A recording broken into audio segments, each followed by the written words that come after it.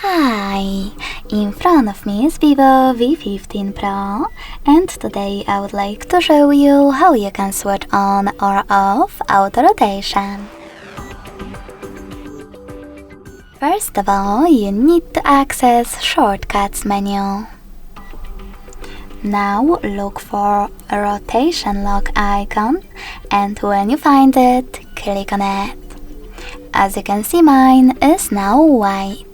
That means that auto rotation is disabled, but you can always enable it by tapping on the same shortcut again.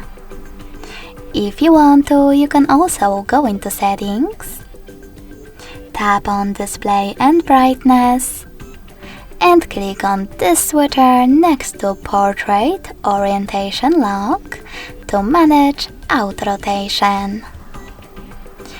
Thanks so much for watching. If you enjoyed this video, don't forget to leave a like, comment and subscribe. Bye!